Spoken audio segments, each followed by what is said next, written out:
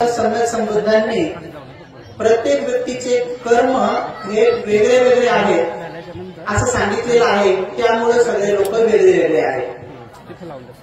मग आपण सुद्धा हे जे सुख दुःख अनुभवतो, कधी जास्त प्रमाणात दुःख अनुभवतो, सुख कमी प्रमाणात अनुभवतो. कधी कधी जास्त प्रमाणात सुख अनुभवतो, दुःख कमी प्रमाणात अनुभवतो. कधी कधी दुःख आणि सुख समान प्रमाणात अनुभवतो. तर याचं पण कारण दुसरं काही नसून याला ईश्वर, परमेश्वर, आत्मा, परमात्मा जबाबदार नाही, याला कर्म जबाबदार आहे. मग कर्म कोणाचे? तर कर्म आपले जबाबदार आहे. आपल्या जीवनामध्ये जे दुःख येतं त्याला आपणच कारण आहोत. आपण अज्ञानापोटी आणि अविद्येपोटी आपण ते कर्म केलेलं असतं आणि त्यामुळं ते कर्म एक वेळ पाहून, ते सीझन पाहून ते कर्म फळाला येतं. जसं की आंबे नेहमी आंब्याला लागत नाही, त्याचं सीझन येतं आंब्याचं. तसं आंब्याचं सीझन येतं, मग पहिला फुलोरा लागतो, मग फुलोरा लागत मग बारीक बारीक आंबे येतात, मग थोडं वारं वादळ आलं तर काही पडतात, मग तिच्यातून काही वाचतात, मग काही कोई सारखे होतात, खारासारखे होतात. आणि मग एवढ्या सगळ्या संकटातून, त्या आभाळातून, त्या गडगडण्यातून, त्या वारावादनातून जे वाचतात मग ते पिकतात. ते पिकतात तर समजून घ्यायचं आपले कर्म असेच असतात. काही काही फुलुऱ्यासारखे, फुलुऱ्यासारखे म्हणजे ते येतात आणि पुटकून पडून जातात. काही काही असे येतात की थोडे वारावादन आले की थोडं मोठं संकट आले की येतात, थोडे जाणवतात, थोडे कळतात, थोडं रडवतात आणि मग निघून जातात. तर काही काही असे असतात की खाराच्या खार नसतो लोणचं तशासारखे कोई सारखे होतात आणि मग थोडेसे दवाखान्यात जावं लागतं. मग कधी कधी माझ्यासारखं असं ऑपरेशन करावं लागतं, मग ते गाठ बाहेर काढावं लागते, मग कधी कधी ते वीज बाहेर काढावं लागतं. मग चांगलं पलंगावर 10-12 दिवस असं पडावं लागतं. मग लोक भेटायला येतात, मग बारीक करून सांगावं लागतं जेव्हा बरं वाटतंय, बरं वाटतंय, माझं बहिणी कसं वाटतंय, मग काय काय खाता हे खाता का, मग गाडोपाडी घेता काय, नाही चालत नाही, चालत नाही, मग ठेवा असं थोडं बेजार व्हावं लागतंय. आणि थोडी बेजारी झाली की मग ते निघून जाते, डबल दुसरं येते. का असं हे चालूच राहतंय. आणि कधी कधी डायरेक्ट पिकलेल्या आंब्यासारखं येतंय. म्हणजे ते काय करतंय, ते आपल्याला पुढे घेऊनच जाते. म्हणजे काय करतंय, मृत्यूला घेऊन जातंय, मृत्यूला घेऊन जातंय. आणि माणूस मेलं म्हणजे दुःख संपलं असं नाही. आंबा पाळाला लागला म्हणजे आंबा संपला असं नाही. त्या अगोदर लावलेल्या कोळीचं फळ म्हणजे आंब्यातला रस. जी अगोदर एक कोळी लावली होती ना, ज्याच्यामधून आंबा आला होता ना, तर त्या कोळीचं फळ म्हणजे आंब्याचा रस. पण त्याच्यात निघलेली कोळ म्हणजे त्याचा पुनर्जन्म. तसं आपण जे कर्म करतो तर ते कर्म काही काही आपल्याला फेडावं लागतात, पण मेल्यावर बी डबल ते पुन्हा येतात. मग काही आजारही डबल येतात, काही कर्मही डबल येतात. तर नुसते दुःखाचेच नाही तर सुखाचे बी कर्म येतात. म्हणून मग भगवान तथागत सम्यक संबुद्धांनी बोधी ज्ञान प्राप्त केल्यावर हेच पाहिलं. बुद्धत्वामध्ये त्यांना हे दिसलं, काही लोक लय दुःखी दिसले, एवढे दुःखी दिसले, एवढे दुःखी दिसले, डायरेक्ट नरकामध्ये दिसले. 4 प्रकारचे नरक.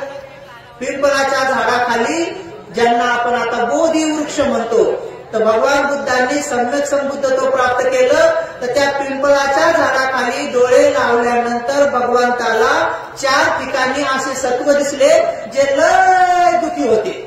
एवढे दुःखी विवळत होते, रडत होते, क्रदन करत होते. मग त्यांनी पाहिलं की हे बिचारे इथं का आहेत, काय कारण आहे, हे एवढे दुःख भोगत आहेत. हरवलेला मुलगा सापडला. हरवलेला मुलगा सापडला. आता आई हरवली का? आता दोघे भेटले का? आता दोघं बी सापडले. आता आनंदाची गोष्ट. मला नाही मुलगा सापडला ना, आई हरवली नाही. आता दोघं बी सापडलेले आहेत. आता जीवात जीव आला असेल, नाही तर कोणाचं सुरूच असेल पाहिजे. तिचं बी सुरू चांगलं आहे व, पण पोरग भेटेल का? आणि कुठं गेलं असेल ना. आणि काय काय तर असं असेल बाई 4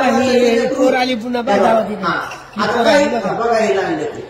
आता काही काहीचं म्हणणं असं असं की बाई 4 वर्षाचं पोरगं आणि बाई पुष्कळ सोडावं, आपलं लेकरू आपण जाऊ. 4 वर्षाचं लेकरू गेलं खुशाल सोडून बाई लागली असं पण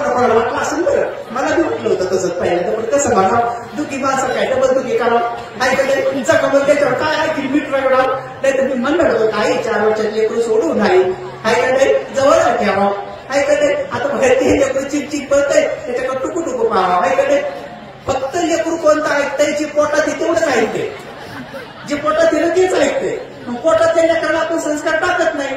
भैटीची लोक म्हणतात ना की तुम्ही काय करा, गर्भ सुरक्षा विधी करा पहिल्या दिवसापासून 3 महिन्यापर्यंत आणि 3ऱ्या महिन्यापासून 9व्या महिन्यापर्यंत गर्भ संस्कार विधी करा. कारण ते लेकरू जसं सांगतं तसं ऐकतंय. आणि नंतर जन्मलेलं लेकरू काय ऐकत नाही. जन्मलेलं लेकरू 2 वर्षाचं बी ऐकत नाही. ते तिकडे पळतंय, आपण त्याला म्हणा इकडे येतं ते म्हणजे तू चिंते आला दादा चिंग बोलू, ते काय ऐकत नाही. म्हणजे जेव्हा सांगायचं तेव्हा सांगत नाही आपण, ऐकत नाही. म्हणजे संस्कार लहानपणी पडतात. आता काही लेकरांना जन्मल्याबरोबरच दाणी जन्मतात, जन्मल्याबरोबरच. काही लेकरांना तुम्ही बिस्किट द्या ते बिलकुल खात नाही. पप्पा पुढे जात नाही, मम्मीने म्हणते तू खा, पप्पा म्हणते तू खा, आजी म्हणते तू खा, बाकी सगळे घरचे म्हणते माय नाही सोन्या खाय नाही खाय तूच खाय म्हणतात. असं लेकरू असतंय काही.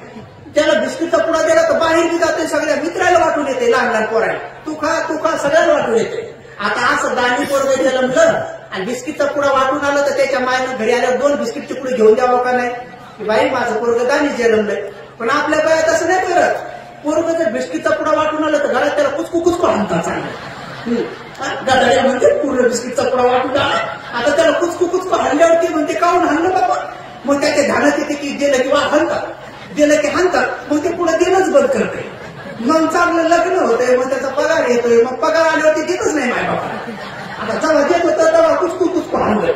आणि आता म्हणतात बनते जी बायकोकडे पगार देते, आता जेव्हा देत होतं तेव्हा तुम्ही कोण हाणलं, कसं काय हाणायची काही गरज होती का.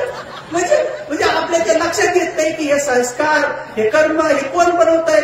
आपणच अज्ञानापोटी बनवलेले असतात. म्हणून आपण कोणावर बी काही गोष्टी टाकू नये. मला लहानपणी कळत नव्हतं की बा आपला हा रंग काळा काऊन झाला असेल, म्हणून मग मी 3-4 वर्षी फॅरेन लवली लावली. लहानपण मला कळत नव्हतं म्हणून लावली. आणि मी कॉलेजला बी चाललो ना तर कॉलेज जवळ आले की पटकन लावून घ्यायचो, असं लावून घ्यायचो आणि लावायचो. आणि भिक्षून आल्यावर मी 2 वर्ष लावली सामन्या असतात.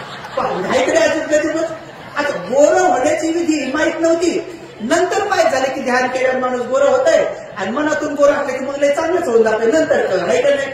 आता किती लोकांचे लाखो रुपये चालले ब्युटी पार्लरवर, आहे का नाही. 15 दिवस तोंड चांगलं, 16व्या दिवशी तसंच.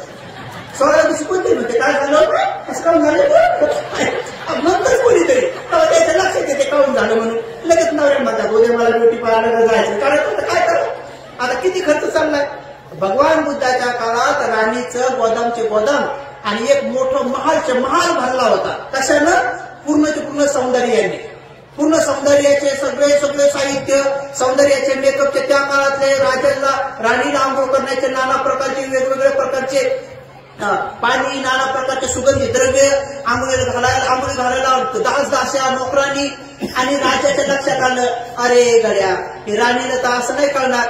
मग ज्या ठिकाणी भगवान सम्यक संबुद्ध होते त्या बगीच्याचं वर्णन केलं आणि बगीच्याचं वर्णन करत राणीकडे वर्णन आलं की तो बगीचा लय चांगला आहे. कारण ती भगवान बुद्धाकडे जात नव्हती. काहून, तिनं असं ऐकलं होतं की भगवान बुद्ध असं म्हणतात की हे शरीर जे आहे ना, हे 3.5 हाताचं शरीर, याला 9 दरवाजे आहेत आणि 9 दरवाजेवर गाण बाहेर पडती. तर तिला असं वाटायचं नाही सौंदर्य आहे. आता भगवान बरोबर सांगायचे की आपल्या शरीराला 9 दरवाजे आहेत, मोठे 9 दरवाजे आहेत आणि बारकाले लिहायचे. बारीक चित्र सगळं आणलं. आता 9 दरवाज्यावर तर घाणच बाहेर पडले. बघा आता हे 2 दरवाजे डोळे. आता सांगा बरं डोळ्यातून काय मोती बाहेर पडतात का, चांदी सोनं बाहेर पडतंय का.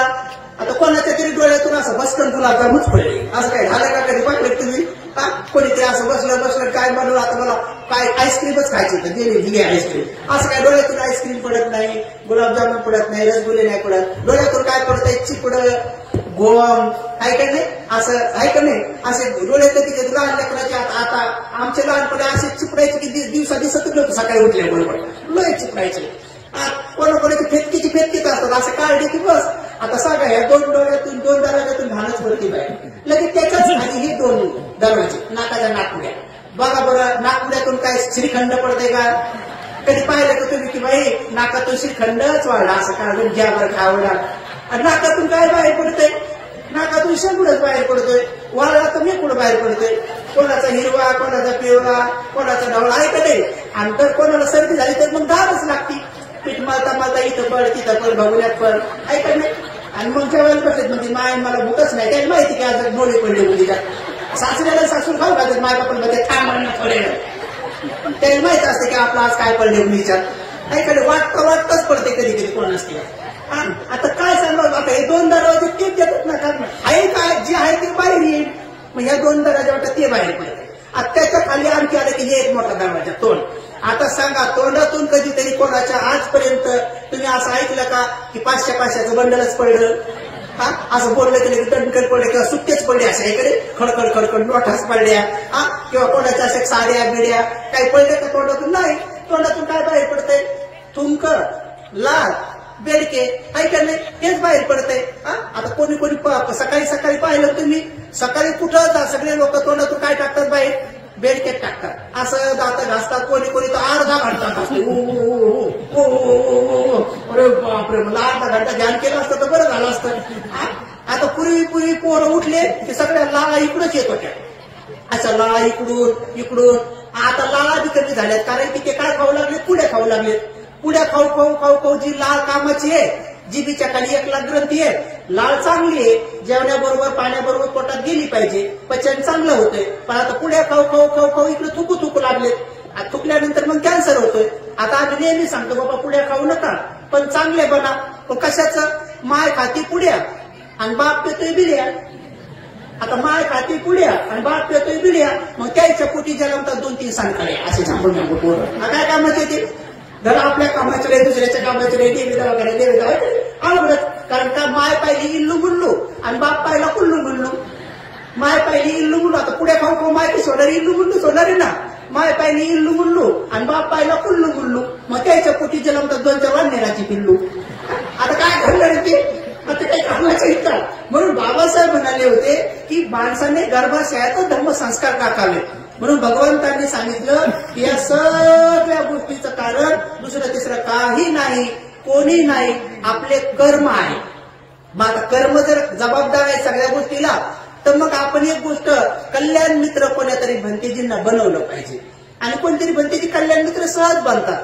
जर तुमची बुद्ध धम्म संघ या 3 रत्नावर इंद्रखिलासारखी श्रद्धा असेल तर इंद्रखिल पूर्वी गावाच्या मध्यभागी वेशीमध्ये एक इंद्रखिल बनवत होते म्हणजे जमिनीत जिथपर्यंत पाणी लागेल तिथून बांधत वर येत होते दगडाचा आणि तो वाऱ्या वावदाना ते हालत नव्हता कोणाकोण हालत नव्हता म्हणजे स्थिर राहत होता त्याला इंद्रखिल म्हणत होते. तसं आपली श्रद्धा इंद्रखिलासारखी असली पाहिजे म्हणजे बुद्धावर इतकी श्रद्धा असली पाहिजे. कोणी जर म्हटलं की तुम्हाला प्लॉट देतो तुम्हाला शिक्षण देतो दवा पाणी देतो थोडी दीक्षा घेता का इकडची तिकडची तर आपली श्रद्धा हल्ली नाही पाहिजे.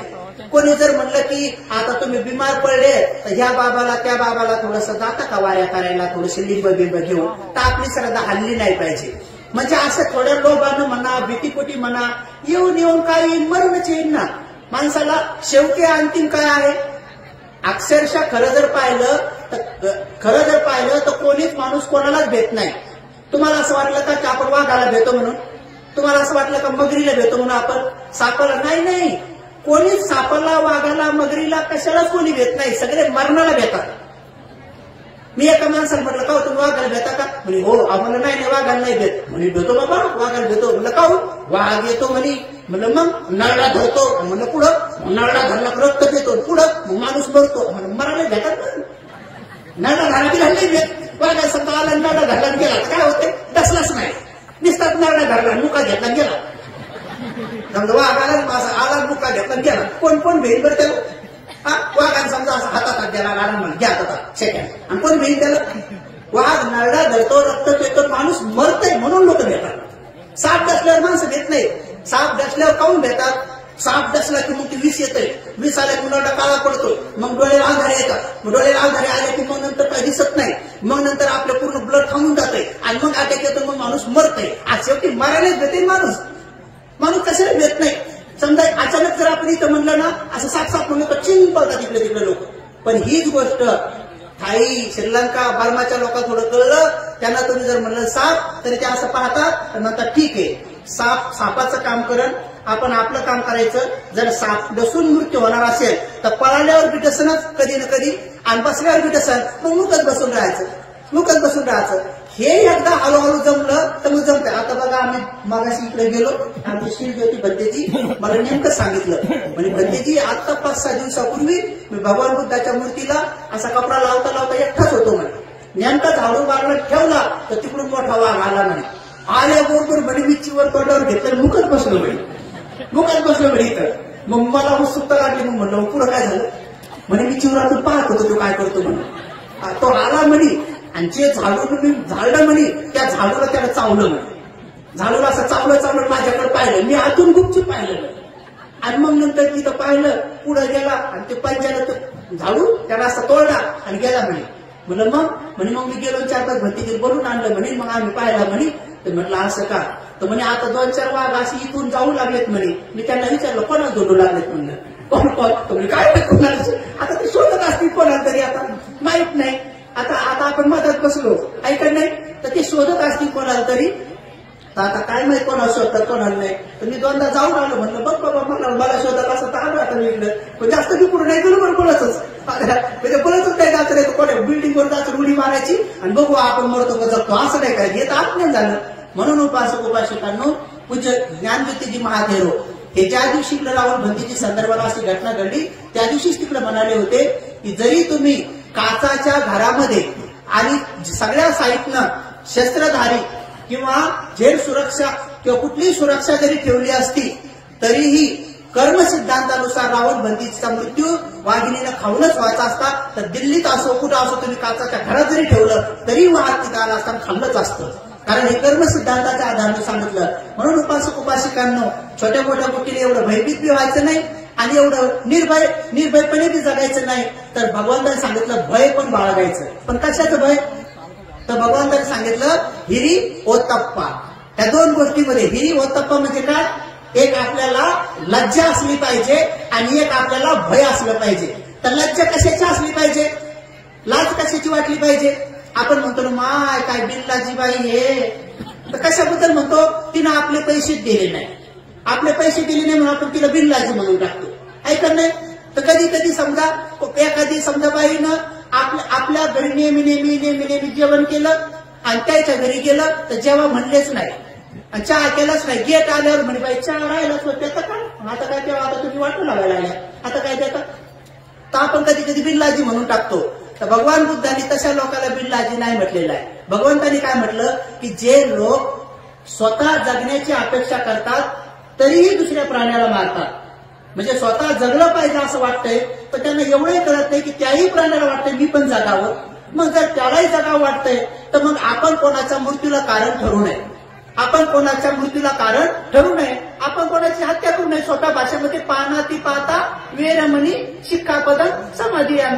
आता हे शील किती वेळ घेतला आपण. पण आपल्याला ते कळलं पाहिजे ना याचा अर्थ काय. अनेक लोकांना याचा अर्थ कळत नाही. पहिली गोष्ट तर विहारामध्ये लोक डोळे लावून बसतच नाही.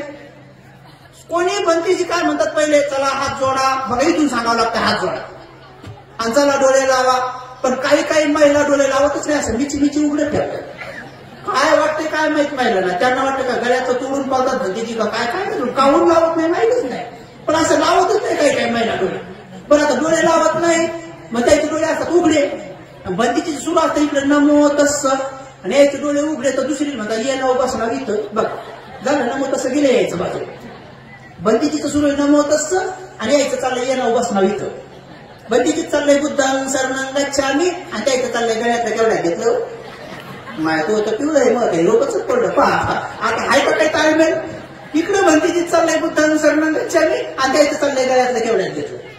आणि भंतीचीचं द्वितीयंपी चाललंय द्वितीयंपी बुद्धं शरणं गच्छामि आणि यायचं चाललंय एकटी चाली का सासूने आली का. तिने ती माय तुला माहित नाही का सासू कोरोनात मेली का माय तू मेली का महिना मेली अजून यायची बी भरायची ती कोरोना. अवघड समस्या आहे का नाही. आता यायचं तू टीएमपी तर टीएमपी झालं यायचं लक्षच नाही. यायचं तेच सुरू आहे भंतीची तिकडे गेलं तर टीएमपी. आता टीएमपी झालंय आणि मग भंतीचे म्हणतात पाना ती पाता वेरमणी. आता यायचं काही लक्ष नसतंय. यायचा अर्थ माहित नसतोय. भंतीचे म्हणतात पाना ती पाता वेरमणी आणि ते म्हणतात पाण्यात पाहता येण्यावाणी शिका. अरे आता याचा काही मेल आहे का. पाण्यात पाहता वेरमणी हे म्हणतं पाण्यात पाहता येण्यावाणी. तर एकदा नीट कळलं पाहिजे आपल्याला की बाईचा अर्थ काय आहे म्हणून कळलं. जसं आपल्याला जगावं वाटतंय तसं या सृष्टीवरल्या प्रत्येक प्राण्याला जगावं वाटतंय. त्या प्रत्येक प्राण्याच्या जगण्यामध्ये जर आपल्याला काही योगदान करता आलं तर नक्की करावं, पण त्याच्या मारण्याला आपण कारणीभूत नसावं. त्याचा अर्थ होतो प्राणातिपाता. म्हणजे सोप्या भाषेमध्ये मी प्राण्याची हत्या करणार नाही, हत्या करण्याचं कोणाला सांगणार नाही आणि हत्या करण्यामध्ये सहभागी होणार नाही. म्हणजे कायानं बी करणार नाही आणि तोंडाने बी करणार नाही. भंतेजी मी साप मारला नाही, पण एका पोराला म्हणलं मग मग मग मग म्हणजे वारे मार. पण तुमचं दुसरं शिर तुटलं ना तोंडानं, तुम्ही नाही मारला पण मारायचं तर सांगितलं ना, ऐकत नाही. आणि कधी ते समजा आपण तोंडानं नाही सांगितला पण समजा कोण मारला म्हणला बाई तुमच्या घरात साप निघला होता मी मारला, बरं झालं बापा लय चांगलं केलंय, हे 5 रुपये घे चहा पे. म्हणजे काय केलं तुम्ही, शेवटी मूर्तीचं समर्थन केलं ना मनामध्ये. तुम्हाला जगा वाटतंय, तुम्हाला जगण्यासाठी सापाला मारलं, पण किती सापाला मारणार. एका सापाला मारून तुम्ही सापापासून सुरक्षित झाला असा अर्थ आहे का. पृथ्वीवर मोजता येणार नाही एवढे साप आहेत. आणि जर साप चावूनच मरण होणार असेल तर साप चावूनच. तुम्ही महालात राहा, कुठेही राहा, जिथं साप नाही अशा भूमीत राहा. पाण्यामध्ये सुद्धा आईचा साप तयार होईल आणि मृत्यू येईल म्हणजे येईलच. मग कशाला मारायचं कोणाला. म्हणून हे पहिलं इतकं स्पष्ट आहे की ते कायाने बी पालन करा, वाणीने बी पालन करा आणि मनाने बी करा. म्हणजे याचा अर्थ असा नाही की बस सूक्ष्मातले सूक्ष्म जीव, जसं काही बिचारे लोक तोंडाला बांधतात असं म्हणतात सूक्ष्म जीव बी नाही मेले पाहिजे. आता जे बिचारे सूक्ष्म जीव दिसत नाहीत असे असंख्य जीव मारतात. रस्त्यानं चालताना आपल्या पायाखाली बी अनेक प्राणी मारतात. ही गोष्ट चक्खुपालाच्या संदर्भात क्लिअर केलेली आहे. चक्खुपाल नावाचे जे बिचारे भगवंताच्या काळातले पूज्य अरहंत भंतेजी झाले होते तेव्हा त्यांचे डोळे गेले. ज्या दिवशी डोळे गेले त्या दिवशी अरहंत झाले. अगोदरच्या जन्मात ते डॉक्टर होते आणि त्यांनी दुसऱ्यांना डोळ्यातली दवा जरा चुकीची टाकली होती आणि त्यांच्यामुळे त्यांचे ह्या जन्मात डोळे गेले. भंतेजीचे हे कारण वेगळं आहे. पण ज्या दिवशी ते भंतेजीचे डोळे गेले त्याच दिवशी ते अरहंत झाले. असे डोळ्यासारखे डोळे होते पण दृष्टी गेली. डोळे दिसत होते पण त्यांना दिसत नव्हतं. आणि नेमकं वर्षवास संपला. वर्षवास संपला तर मग सगळे आपल्या भगवंताच्या दर्शनासाठी चालले. मग चक्खुपाल बी चालले. मग चालता चालता पाऊस पडला होता. मग गोगलगाई आणि वेगळे वेगळे छोटे मोठे किडे बाहेर आले. मग बाकीच्या भिक्षूंना दिसायचे म्हणून ते पाय टाकत नव्हते. पण बिचारे चक्षुपालांच्या पायाखाली बिचारे गोगलगाई वेगवेगळे प्राणी मेले तर त्यांचे पाय रक्ताने भरले. बऱ्याच भिक्षूंनी पाहिलं की डोळे तर दिसतात पण असा कसा भिक्षू रे, आता हत्या करत चाललाय. साधं पहिलं सील बी माहित नाही का, पानाती पाता म्हणे प्राण्याची हत्या नाही करू आणि भगवंताचा पुत्र असा कसा. ते बिचारे पहिले भिक्षू नाव ठेवू लागले. चक्षुपाल आपले चालले आणि भगवंताच्या दर्शनासाठी सगळे भिक्षू कोणी प्रदक्षिणा घातली, कोणी पंचांग प्रणाम केला, कोणी साष्टांग दंडवत केला. प्रत्येकाने आपल्या आपल्या श्रद्धेनं खूप भगवंताचं अभिवादन केलं. भगवंतांनी सगळ्याचे चेहरे पाहिले आणि बरोबर चक्षुपालांची प्रशंसा केली. चक्षुपालांना काय म्हटले, भगवान हो हा माझा पुत्र शिनाश्रव झाला, आता आश्रव रहित झाला, आता आश्रव नाही. हा माझा पुत्र आता काय झाला, ब्रह्मचर्य पूर्ण करून आता माझा पुत्र जीवनमुक्त झाला. ब्रह्मचर्य पूर्ण झालं. ज्या कामासाठी किंवा ज्या ध्येयासाठी एक कुलपुत्र बेघर होतो आणि आपल्या संपूर्ण इंद्रियावर राज्य मिळवून तथागतांचा पुत्र बनतो आणि जो अरहंत बनतो त्या पदाला माझा पुत्र प्राप्त झाला. म्हणजे त्यांचं बेघर होणं आता सिद्ध झालं किंवा कारणी लागलं असं भगवान म्हणाले. म्हणजे याचा अर्थ बाकीच्या भिक्षूंनी भगवंताचे वचन ऐकल्याबरोबर अहो भगवान आपल्याला काय म्हणायचं की हे चक्षुपाल अरहंत झाले असं म्हणायचं का. तर भगवान म्हणतात हो अहो भगवान ते अरहंत जर झाले तर त्यांनी आमच्या समोर हत्या केली. आमच्या समोर त्याच्या पायाखाली किती गोगलगाई मेल्यात, त्यांच्या पायाखाली किती किडे मकोडे मेलेत. बघा ना त्याच्या पायाला तर रक्त पण लागलेलं आहे. तर भगवान मग तेव्हा सांगतात अरे भिक्षूंनो हत्या कधी होते, कारण हत्या होत असताना 5 गोष्टी एकसाथ घडाव्या लागतात. हत्या होताना 5 गोष्टी एकदाच घडाव्या लागतात. त्यातली पहिली गोष्ट हत्या करण्याचं आपल्या मनात असलं पाहिजे. हत्या करण्याचं आपल्या मनात असलं पाहिजे की मला आता हत्या करायची आहे. हत्याचं चित्त उत्पन्न झालं पाहिजे. हत्या करण्याचं चित्त उत्पन्न झाल्यानंतर हत्या करण्यासाठी साहित्य जमा केलं पाहिजे. साहित्य म्हणजे काठी म्हणा, लाठी म्हणा, तलवार म्हणा, भाला म्हणा, रस्सी म्हणा, दगड म्हणा, वीस म्हणा किंवा काय काय ज्यानं माणसं किंवा प्राणी मारता येते ते साहित्य जमा करावं लागतंय. हे दुसरं. त्याच चित्तानं हत्या करण्याच्या चित्तानं ते साहित्य जमा करावं लागते. तुम्ही इरा घेता हातात तर हत्या करण्याच्या इराद्याने नाही. तुम्ही चाकू घेता तर कांदा कापायच्या इराद्याने घेता. तुम्ही बी साहित्य जमा करता पण तुमचा इरादा नसतो. पण इरादा जर असला तर मग हत्या होते. तर हत्या करण्याचं मन असणे. दुसरी गोष्ट हत्या करण्यासाठी साहित्य जमा करणे. तिसरी गोष्ट हत्या करण्याच्या चित्ताने प्रहार करणे. प्रहार म्हणजे काठी अशी मारणे, चाकू असा खुपसणे, दगडाचा फेकून मारणे, रस्सी अशी धरून आवळणे किंवा वीस असं गुपचूप टाकणे किंवा जशा जशा पद्धतीनं मारता येईल तशा तशा प्रकारची कृती करणे. बघा, हत्या करण्याचं मनात असणे, हत्या करण्यासाठी साहित्य जमा करणे, हत्या करण्यासाठी कृती करणे आणि ज्याच्यावर कृती केली तो प्राणी सजीव असणे. नाही तर कृती केली दगडावर दगड मारणे. आता काय कसं काय कोणी मरण किंवा समजा तलवारीवर तलवार मारली किंवा लाकडावर तलवार मारली किंवा इकडे असं ही कसं काय हत्या होईल. तर हत्या करण्यासाठी चौथी गोष्ट काय, प्रहार करताना सजीव प्राणी असणे, तो प्राणी सजीव असणे. आणि पाचवी गोष्ट प्रहार केल्यानंतर तो सजीव प्राणी कायमचा मरून जाणे.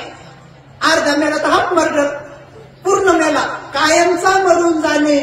मग ह्या 5 गोष्टी जर एकदाच घडल्या तर मग त्याला म्हणतात पानाती पाता. म्हणजे तुमचं हत्याचं कर्म झालं. आता हे कर्म झालं, आता या कर्माच्या परिणाम स्वरूप मग भगवान म्हणतात जिथं जिथं तुम्ही उत्पन्न होसाल, ज्या प्राण्याची तुम्ही हत्या केली त्या प्राण्याच्या मानेमधून जेवढे रक्ताचे थेंब पडतील तेवढ्या वेळेस तुमची मान कापल्या जाईल आणि त्या प्राण्याच्या अंगावर जेवढे केस असतील तेवढ्या वेळेस तो प्राणी व्हावा लागेल. म्हणून पानाती पाता सांगताना त्या 5 गोष्टी. आता बघा, आपण रस्त्याने जाताना आपला पाय असतो, साहित्य आहे, आपला पाय पडतो, प्रहार बी होतो. आपल्या पायाकडे मुंग्या कडी मकडे सजीव असतात, तेही येतात, ते कायमचे मरूनही जातात. 4 गोष्टी होतात पण एक होत नाही. कोणता? आपल्या मनात त्यांना मारायचं नसतं. कारण आपण इथून प्राण्याला मारायसाठी जात नाही तर आपण आपल्या घरी चाललो. तुमच्या घरून आले तर प्रवचन ऐकायसाठी आले. आता इथं तुम्ही असे हेतून आले का की तिथं मी बसेल आणि भंतीजीचं प्रवचन ऐकता ऐकताच मुंग्या बी मारेल, भंतीजीचं प्रवचन ऐकता ऐकता मुंगळे बी मारेल, नाही तर भंतीजीचं प्रवचन ऐकता ऐकताच पानाती पाता वेरमणी शिक्का पदार्थ.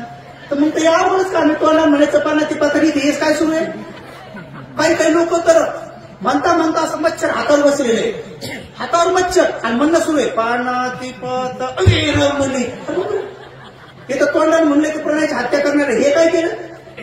मी इकडे अकोल्याकडे एकदा मुक्कामाला गेलो तर एका म्हाताऱ्या बाबांनी मला सकाळी 5 वाजता उठवलं. म्हणजे भंतीजी घ्या लवकर आंघोळ करून. अरे बापरे म्हणलं काय कोळा बिला आहे का म्हणलं काय म्हणलं रावच्या बिल तरी करतो म्हणलं झोपू द्या. नाही म्हणजे आंघोळ करा आम्हाला शील द्यायचं म्हणजे 6 वाजता. बरं बाबा उठलो आणि बाबा बसले आणि नातू मधात घेतला, म्हातारी इकडून आणि सून सगळे बसले आणि मला म्हणे भंतीजी द्या म्हणे आम्हाला शील. आणि बाबा जवळ बॅट घेऊनच बसले. बॅट घेऊन मी आपले डोळे लावणे सुरू केले. मी नमो तसं बाबा म्हणलं आणि नंतर पानाती पाता सुरू झालं तर मला आवाज आला कटकट कटकट कट. म्हणलं काय आहे. तर बाबानं बॅट घेऊन मच्छरावर फिरवली. त्या पोरावर मच्छर उभे होते. बाबा म्हणे पानाती पाता कटकट कटकट कटकट वेळ म्हणे कटकट कटकट कटकट. अरे बापरे म्हणलं असं कसं पानाती पाता. म्हणजे पानाती पाता तोंडाने म्हणणं सुरू आहे आणि पोरावर मच्छर मारणं सुरू आहे. म्हणजे आपला नातू सुरक्षित राहायला पाहिजे. आता त्या मच्छरात बी कोणाचं तरी नातू असंच नाही का. मच्छर सगळे बापाचे, मच्छर सगळ्या मम्म्याचे. मच्छरात नातू असणच ना कोणाचं तरी पंतू असणच ना. म्हणजे आपला नातूसाठी मच्छराचं नातू पंतू आणखी संतू काय काय ते सगळेच मारायचे. म्हणजे ऐकणे अवघडच का. म्हणजे काय किती आपण बघा ना स्वार्थी प्राणी आहोत. म्हणून भगवान तथागत सम्यक संबुद्ध सांगतात की अतिरेकाची हे बी टोक पकडायचं नाही आणि ते बी टोक पकडायचं नाही. मग कोणतं मध्यमा पटिपदा तथागतेन अभिसंबुद्धा चक्कु करणी ज्ञान करणी उपसमाय अभिन्याय संबोधाय निब्बानाय संवर्तते. भगवान बुद्धाला संबोधीचं ज्ञान प्राप्त झाले मध्यम मार्ग आहे. मध्यम मार्ग आहे. जसं उदाहरणार्थ आता तुम्ही भिक्षुनी बनू शकत नाही आणि समजा तुम्ही भिक्षू बनू शकत नाही तर ठीक आहे काय हरकत नाही. या जन्मामध्ये जर भिक्षुनी बनण्याचं आपलं चित्त जर तयार नसेल तर आपण मुक्त होऊ शकत नाही का. होऊ शकता. मग काय करायचं मध्यम मार्ग पकडायचा. कोणता मध्यम मार्ग की भंतेजी जसं जीवन जगतात तसं जीवन तर आपल्याला जगता येणार नाही, पण महिन्यातले 4 दिवस तरी जगता येईल. मग पौर्णिमेचा दिवस ऐका नाही, 2 अष्टम्या, चतुर्दशी. मग भगवंतांनी सांगितलं की मग भिक्खू भिक्षुनी सारखं 30 दिवस आपल्याला नाही जीवन जगता येत, तर कमीत कमी 4 दिवस भिक्षुनी व्हायचं. म्हणजे असं मुंडन करायची गरज नाही, कारण आता दर 8 दिवसाला कसं काय केस येते एवढे लांब आले, आणि तुम्हाला केसाची भजी आसक्ती ऐका नाही. पाहिलं तुम्ही केस, बापरे बाप, केसासाठी आजकाल ती पालिश झाली असे असे. एका माणसाने डोक्याला लावले काही दिवसात त्याच्या मिशा ढवल्या झाल्या, मग त्याला मिशाला लावलं. मग नंतर काय झालं, त्याची दाढी झाली डोली, मग दाढीला लावलं. आता त्याच्या भोवया झाल्या ढवल्या. त्याला बाबा आता लावा भोवया, आता भोवयाला कसं लावा, आता भोवयाला लावलं. काही दिवसात त्याच्या अंगावरचे सगळे केस ढवळे झाले. म्हणलं बाबा कशाला राव त्याला, म्हणलं जी येते म्हणलं तो पहिला दूत आहे, म्हणलं देवदूत आहे, देवदूत आहे. आपल्या अंगावर आपल्या डोक्यात ढवळा केस होणं हा देवदूत आहे. म्हणजे तो सांगतो आपल्याला की आपण म्हातारपणाकडे चाललो. आता काय काही लेकराचे 10-12 वर्षात होते ते म्हातारपणा असं नाही बरं, ते खाण्यापिण्यामुळे होते एवढी गोष्ट. पूर्वीचे राजे लोक वारकाला सांगून ठेवायचे की जर माझ्या डोक्यात देवदूत दिसला तर सांग. आणि ज्या दिवशी वारकानं सांगितलं महाराज तुमच्या डोक्यात मला देवदूत दिसला, म्हणजे ढवळा केस दिसला, तो राजा म्हणायचा सिद्ध करून दाखव. तर म्हणायचं महाराज तयार व्हा, तुमचं वंदन करतो, क्षमा मागतो, तुम्हाला वेदना होऊ शकते. तर राजाच्या परमिशन शिवाय जर केस उठवतो मान कापल्या जाईल ना. राजा बोले दर आले, तर मग तो म्हणायचं महाराज तुमची परमिशन जर असेल तर मी तुम्हाला देवदूत दाखवतो. त्यावेळेस हा परमिशन आहे. मग तो बिचारा तो केस उपटून दाखवायचा. मग राजाला वेदना झाली की मग राजा पुढे म्हणायचा हे बघा महाराज तुमच्या डोक्यात सफेद केस झाला. मग राजा लगेच म्हणायचा की जा सोन्याचा रथ आणा, याच्या अंगावर सोन्याचे कपडे घाला, याच्या डोक्यात सोन्याचा टोप घाला, याला त्या रथात बसवा, गाव भरून याची मिरवणूक काढा आणि याला हे सोनं बक्षीस द्या, कारण यानं मला माझा दूत दाखवलेला आहे. आणि लगेच म्हणायचं माझ्या मोठ्या पोराला बोलवा, आणि मोठ्या पोराला बोलवायचे आणि सांगायचे बाळा हे सगळं राज्य कसं चालवायचं. तर 7 दिवस आपल्या मोठ्या पोराला सांगायचं की महिन्यात 4 दिवस उपवासात पालन कर. या सगळ्या प्रजेला पंचशिलाचं पालन करायला शिकव. हे सगळी प्रजा आपल्या मुलासारखे संतांसारखे आहे. आणि तो राजा 7व्या दिवशी भिक्षू बनायचा, गृहत्याग करायचा. असे परंपरेनं 1 राजा 2 राजा 3 राजा सगळे राजा असे करत गेले. पण शेवटच्या राजाने तसं केलं नाही. त्याला ढवळा केस दाखवला, सगळं डोकं ढवळं होतो, तो घरीच राहिला, तो काय गेलाच नाही. तर मग तिथून पुढे भगवंताने लय सुंदर सांगितलंय. पुढं मी तुम्हाला मोठ्या स्टोऱ्या सांगू लागलो, थोडं माझा सांगू लागलो लोणच्यासारखं पापडासारखं, कारण ते आवडते माणसांमध्ये. तर थोडंसं लोणच्यासारखं पापडासारखं कोणाकोणाला कसं आवडतं आहे का नाही. आता कधी लोकांना हे बी कळत नाही की कसं म्हणावं, काय म्हणावं आहे का नाही. बुद्धाच्या काळामध्ये भंतीजीला बोलावताना सुद्धा लोक म्हणायचे भंते भोजन तयार आहे. म्हणजे बघा याच्यात आदेश नाही ना, म्हणजे भोजन तयार आहे, याचं ती या, नाही यायचं नाही या, तुम्ही ठरवा, आमच्यावर अनुकंप करा. आता तसं नाही, भंतेजी चला भोजनाला दिलाच ऑर्डर आहे. आजकाल कोणाच्या घरी गेलो तर एकदा तर मी एका उपासिकेच्या घरी गेलो तर मला भंतेजी उठा तेवढी गोदरी घ्या म्हणवरची. बरं बा घ्या म्हणतो गोदरी घ्या, घे मला आता खाली काय करा म्हणे भंतेजी उठा पल्ला एका म्हातार भंतेजी तुम्ही इकडे व्हा, तुम्ही तिकडे व्हा, काय पोरी इकडे व्हा, ते पोरग उचला म्हणे आणि ते पोरग वर झोका. आता म्हणलं पोराचा झोका तर पोरग उचलं तर बस गेलं भंतेजीच्या अंगावर. म्हणलं आता याच्यासाठी आम्ही भंती झालो, आता आवडच काय नाही. एकदा बसमध्ये बसलो तर डायरेक्ट लगे 100 पोरग माझ्या मांडीवर घालून दिलं. आणि नवऱ्या म्हणे या नाव इकडं, भंतेजीला जागा धरली म्हणे. आता पोराचं तोंड तिकडं होतं, तो मुकत बसलं ते. जेव्हा त्या माग मला पाहिलं असं चिरून आळलं, त्याच्यात नाकातून असे शेबूड म्हणा, त्या शेबूड पुसा काय आता काय चिवर काय शेबूड पुसासाठी लावलंच का मी ते आई म्हटलं आई या रडगाड्यातून बाहेर पडा आणि भंतेजी सांगतो म्हणलं. आता तुम्ही हे आमच्याकडे आणून दिली मला अवघडच काम केलं काय का नाही. म्हणजे आता आपल्याला समजतच नाही काय करावं काय नाही. भंतेजीला भोजन सांगितलंय आणि भंतेजीला भोजन सांगितलं ना अजून घरात काही असं टाकूनच ठेवलं नाही. आणि भंतेजी आल्यानंतर मग म्हणणं उभे राहा पोरी पटकन झाडू मारा भंतेजी अंगावर पाहिजे आणि झाडू भंतेजीच्या अंगावर आहे का नाही. थोडं आणखी पाहिजे आपल्याला. तर कसं प्रकारे या सगळ्या गोष्टी शिकता येतात. म्हणून तसे पूर्वीचे राजे पण खूप चांगले होते. भगवंताने हा मध्यम मार्ग सुंदर सांगितला. म्हणून पहिलं शील जर आपण 3 अंगाने पक्क केलं तर बरोबर दुसरं शील आपल्याला पक्क करा वाटतंय. पाहता 5 शील आपले पक्के झाले तर एक दिवस त्या व्यक्तीला मग ती माता भगिनी असो तो पुरुष असो त्यांना आपोआप वाटतं की अरे आपल्याला या जन्मात भंतीजी नाही व्हावं वाटत, आपल्याला या जन्मात भिक्षुनी नाही व्हावं वाटत, मग चला महिन्यातले 4 दिवस आपण उपवासात पालन करू. मग त्या पौर्णिमेच्या दिवशी जसं आज अष्टशील घेतलं ना तुम्ही, तर मग ते अष्टशील घेतात. अष्टशील घेतात तर नुसतं घेतच नाही, अष्टशील पालन करतात. आता ऑनलाईन बघा, कोरोनाच्या टायमामध्येच मी लोकांना ऑनलाईन अष्टशील देणं सुरू केलं. आता गज फोडून सांगतो तरी अजून लोक फोन करून विचारतातच. असं विचारतात जसं काय माझ्याच हातात सगळं. काही मला फोन करून विचार, भंतीजी थोडीशी पोहे खाल्ल्यात चालेल का हो, जसं काय मी बुद्धच आहे. म्हणजे मी परमिशन दिलं म्हणजे जमलं. मी म्हणलं आता तुम्हाला सांगितलंय सरळ सरळ मी खाल्लं भोजन, त्याचा अर्थ पुढू सांगितलंय तिथला, तरी काही लोक नवीन विचारतातच. एकदा तर सांगितलं बा सुगंधी द्रव्य ब्रिव्य काही लावू नये, असं तसं नाही. फोडून सांगितलं, फॅरन लवली पावडर विको टर्मरिन आहे, कॉस्मेटिक काय ते सगळं सांगितलं फोडून. तरी एक माणूस म्हणजे भंतीजी मग साबण लावावं का नाही. आता माहिती नाही अवघड का म्हणे, साबणाचा निवास येतोच म्हणे, साबण लावा का नाही. म्हटलं नाही लावा, पण हाताला लावा, हात धुवून घ्यावा म्हणलं, तेवढं तरी करावं. एक माणूस तो असा फोन केला म्हणे, भंतीजी तुम्ही सांगितलं सफेद कपडे घाला 24 घंटे. अहो म्हणे मला रात्री बिना कपड्याची झोपच येत नाही, मला कपडे काढून लुंगी घातल्याशिवाय झोप येत नाही. आता कसं काय करू म्हणे, आता सांगा बरं म्हणे. मला कायच काय म्हणलं आता म्हणे, एक काम करा गडी पुडी करा आणि कुशाला ठेवा म्हणलं, टुकू ते सगळंच मला आठवलं आमच्या भगवत काय सांगितलं संघाची जवळ ठेवा म्हणलं, द्यायला सांगून म्हणलं बाबा बाजूला ठेवा. आता काय करा, लोक नवीन प्रश्न विचारतात, कारण त्या बिचाऱ्यांना काय करावं समजत नाही. म्हणून उपासकांनो वारंवार विचारत राहा. ते म्हणतात ना, कालेन धम्म सवनं एतं मंगल उत्तम, ऐक नाही, कालेन धम्म सा कच्छा. वेगवेगळे प्रश्न विचारला पाहिजे, पण असे प्रश्न नाही विचारायचे आम्हाला जी युपीएससी मध्ये विचारले जातात, एमपीएससी मध्ये विचारले जातात. म्हणते की थिटा क्लास म्हणजे काय, तसं नका विचारू बाबा. आम्हाला ते गणित तसं नका विचारू. तर विचारा बाबा दुःख म्हणजे काय.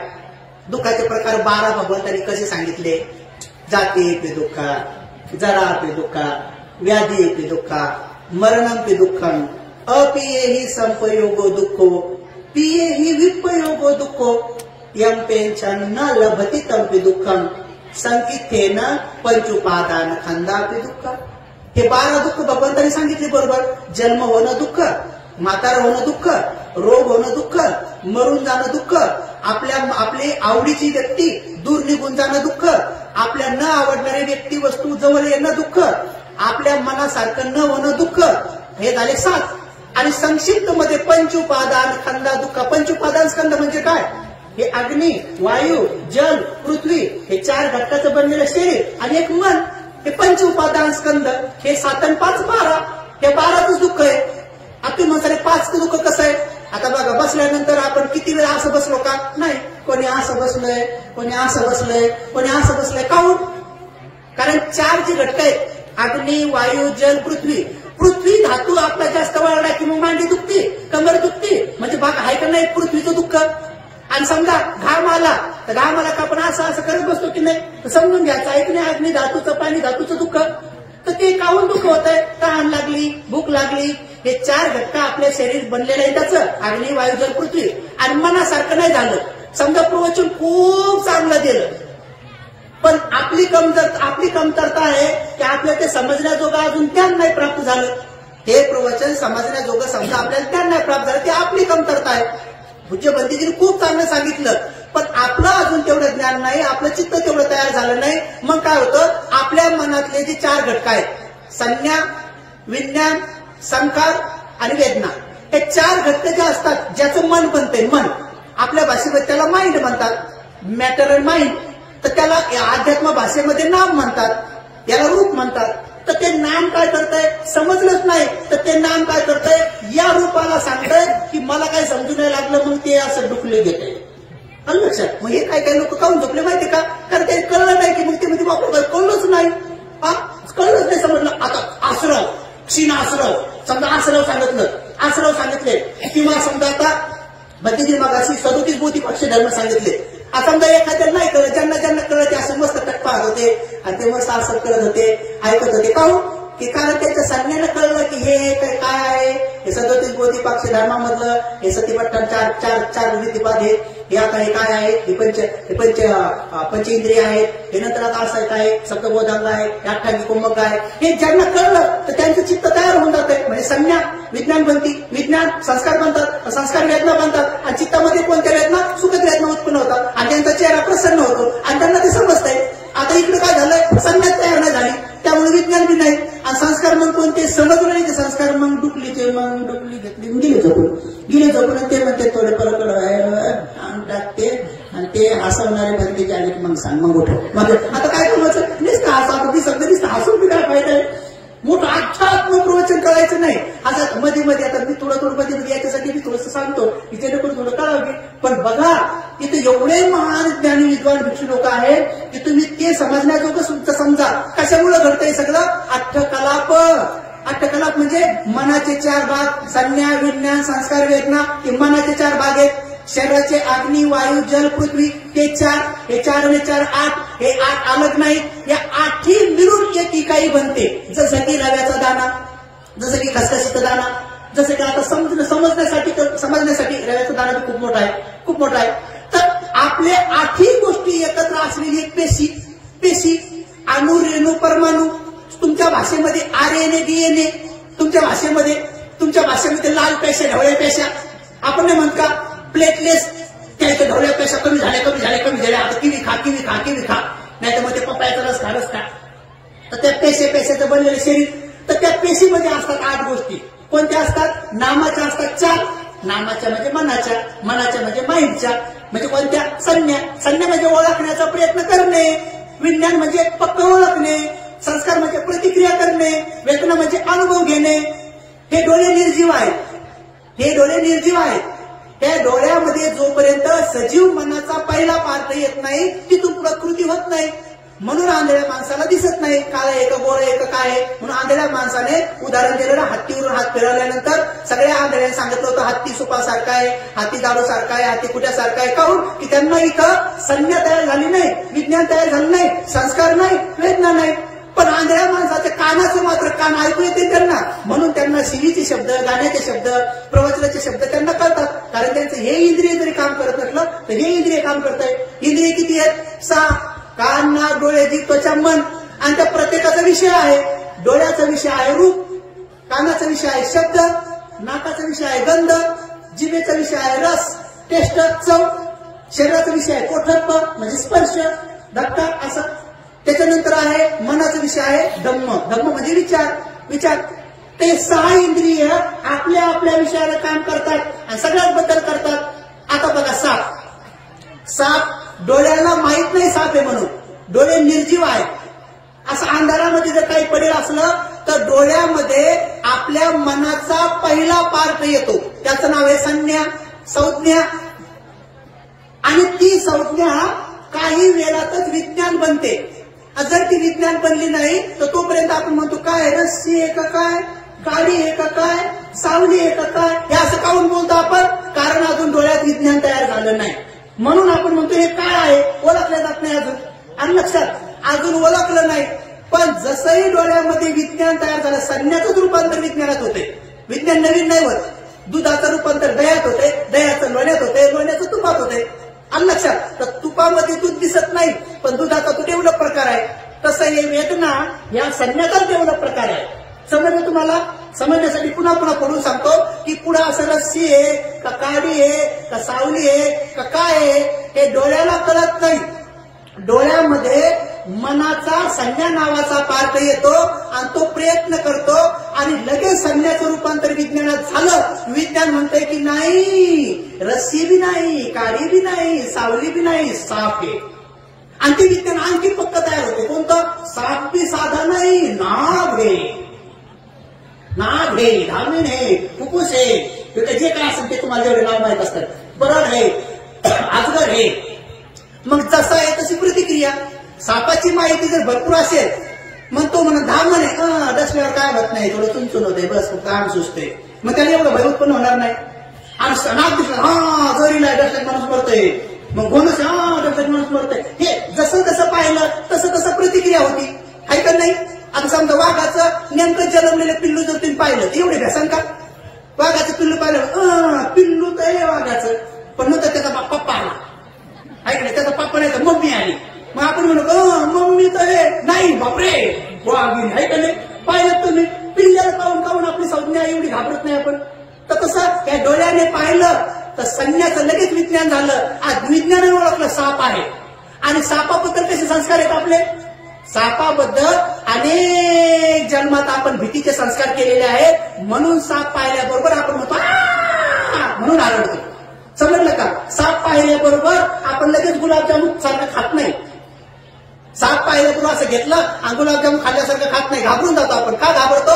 कारण सापाबद्दल संस्कार आहेत भीतीचे. पण कोणाला झालेले संस्कार आहे? जो मनुष्य वयाच्या 3 वर्षापासून पुढे झाला त्याला झाले भीती संस्कार. 1.5-2 वर्षाच्या आतल्या बाळाला अजून सापाच्या भीतीचे संस्कार झाले नाही.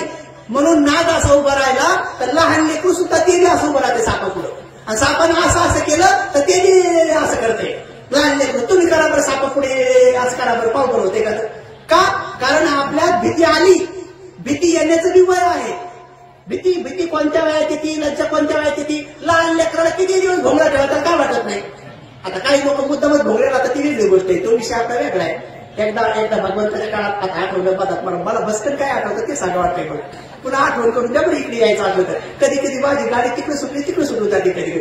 तर भगवंताच्या काळात असं एकदा भिक्षू लोक भिक्षा मागायला गेले. भिक्षा मागता त्यांनी पाहिलं की एक संन्यासी भिक्षापात्र लपून चालला आणि संन्यासी नग्न आणि भिक्षापात्र लपून चालला. तर भिक्षू लोक आले आणि भगवंतांनी म्हणे भगवान आम्ही आज एक नवीनच पाहिलं. म्हणजे काय? अहो एक संन्यासी भिक्षा मागायला चालला पण भिक्षापात्र लपून चालला होता म्हणे. असं कसं काय? तर भगवान म्हणाले हो या संसारामध्ये असे अनेक लोक आहेत जे झाकायचं ते झाकत नाही आणि भलतं झाकतात म्हणे. आता बघा भिक्षापात्र काय झाकायची गोष्ट आहे का? जे झाकायचं ते नाही झाकत म्हणे आणि भिक्षापात्र झाकून चालले म्हणे. तर भगवंतांनी सांगितलं तसं कधी काही लोक नग्न राहतात ती वेगळी गोष्ट आहे. पण लहान लेकराला तुम्ही किती दिवस नग्न ठेवा तर काय वाटत नाही. पण तीच गोष्ट मात्र जसंही माणसामध्ये लज्जा येते तर साधा डोंगळा भोटा जरी दिसला त्याची कुलवंत स्त्री असते, कुलवान पुरुष असतो, त्याला भोटा जरी दिसला तर त्याला लाज वाटते. भिक्षू लोक भोटा झाकून सुद्धा राहतात आहे का नाही. आता काही लोक बारीक कपडे घालून कुशाली निघू लागले ती वेगळीच गोष्ट आहे. जसं काय कापसाचा तुटवडाच पडलाय. श्रीमंताचे लेकर काऊन कपडे फाडू लागलेत काय माहिती. इथं फाडतात कुठंच्या कुठं फाडू लागलेत आहे का नाही. फाटकेच कपडे घालू लागलेत. पूर्वी फाटके कपडे घातले की गरीब, आता फाटके कपडे घातले श्रीमंत. पूर्वी बाजरी ज्वारी खाल्ली की गरीब, आता 5 स्टार मध्ये ज्वारी बाजरीच खाऊ लागले आहे का नाही. लहानपणी आम्हाला काळाच्या आट्याला का लय रडायचो. आणि आता माहित झालं की काळाच्या आट्याला तर बरं नाही तर मग दुधाचा प्याला ते ऍसिडिटी होती आहे का नाही. ऍसिडिटी म्हणजे कोणाच्या शेजारी बसलं की ते म्हणजे वैवतिकलं आहे का नाही. म्हणजे दुधाचा प्या शरीराचं गुण्य करून घ्या हे एवढं कठीण काम आहे. म्हणून उपासकांनो हा शुद्ध धम्म एवढा स्पष्ट आहे. जसंही साप पाहिलं की संज्ञा म्हणते काय आहे, विज्ञान म्हणते साप आहे. संस्कार म्हणतात आरत आणि मग अंगात थरथर काप सुटतो आणि लगेच वेदना तयार होतात. कोणत्या? दुखत वेदना. आणि म्हणून अंगावर थरकाप येतो. अरे बापरे साप होता, मोठा होता, माझा पायच पडणार होता बाई आणि मी मरणारच होते पण वाचले देवाच्या कृपेनं. कोणाच्या बाई आजचा दिवस शेवटचाच होता असं म्हणून किती रडतो आपण, किती घाबरतो सापाला पाहून. कशामुळं? हे डोळ्यामुळं नाही. आंधळ्या माणसाला काही नाही. आंधळ्या माणसाच्या पायाला जर सापाने येडावी मारला आणि आपण त्याला सांगितलं काय नाही हो रस्सी आहे ते म्हणजे असं आहे ते काढून टाकते रस्सी म्हणलं तर. पण त्याला जर म्हणलं साप किती बोलते बघ आदर आरवते इकडे तिकडे. म्हणून उपासकांनो हे 6 इंद्रिय ज्याचं काम करतात. डोळे पाहायचंच काम करतात, डोळे कधी ऐकायचं काम करत नाही. नाक हे गंध घ्यायचंच काम करतंय, वास घ्यायचं, ते कधी ऐकायचं काम करत नाही. तुम्ही असं कधी ऐकलं का? त्या टमक्याच्या पोरानं ढमक्याच्या पोराला मारलं मी माझ्या कानानं पाहिलं असं म्हणू शकता तुम्ही? म्हणू शकता का? नाही. ऐकलं म्हणू शकत नाही ना. किंवा असं म्हणू शकता का बाप रे बाप त्याच्या हातची भाजी एवढी चांगली होती मला आज माझ्या डोळ्यानं कळली चव. आता डोळ्यानं चव कळते का? ती तोंडाला जिभेनेच कळते आहे का नाही. म्हणून हे सगळ्याचे विषय आहे, हे विषय बदलत नाही. यालाच म्हणतात निसर्ग आणि याचं ज्ञान ज्यांना होते त्यांना म्हणतात बुद्ध. आणि त्या बुद्धाला सर्वज्ञ म्हणतात. म्हणून आपण म्हणतो नमो तस्स भगवतो अरहतो सम्मा संबुद्धस्स. मग आमचं कशा भगवंताला वंदन आहे? जे सम्यक संबुद्ध आहे, ज्यांना संपूर्ण ज्ञान आहे. पण संपूर्ण ज्ञान म्हणजे काय? कशाचं ज्ञान? तर या या 3.5 हाताच्या संपूर्ण कायेचं, या संपूर्ण ब्रह्मांडामध्ये असलेले 31 लोकांचं आणि 31 लोकांच्या परे असलेलं निर्वाण, परिनिर्वाण, महापरिनिर्वाण, त्या संपूर्ण गोष्टीचं लोकोत्तर अवस्थेचं सुद्धा ज्ञान ज्यांना आहे त्यांना म्हणतात सम्यक संबुद्ध, परिपूर्ण. आणि मग त्यांना आपण काय म्हणतो? बुद्धं शरणं गच्छामि. मग आता बुद्धाला शरण जायचं का? बुद्धाने ज्या मार्गाने जाऊन बोधिसत्वाने पारमिता पूर्ण करून बुद्धत्व संपूर्ण ज्ञान प्राप्त केलं, आपणही ते ज्ञान प्राप्त करण्यासाठी थोडं त्या मार्गाने चालणं, अनुसरण. म्हणून बुद्धं शरणं गच्छामि म्हणजे सरळ सरळ ज्या संपूर्ण ज्ञानाला आमच्या भगवंतांनी प्राप्त केलंय, आम्ही सुद्धा त्या ज्ञानाला ऐकून आमच्या जीवनामध्ये ग्रस्त राहून का होत नाही, महिन्यातले 4 दिवस अष्टशिलाचं पालन करून, बाकीचे दिवस पंचशील पालन करून, जसं आम्हाला जगा वाटतंय तसं दुसऱ्याला जगण्यासाठी आम्ही प्रयत्न करू, त्याला मारणार नाही. जसं आपली वस्तू आम्हाला प्रिय आहे तसं दुसऱ्याला पण त्यांची वस्तू प्रिय आहे.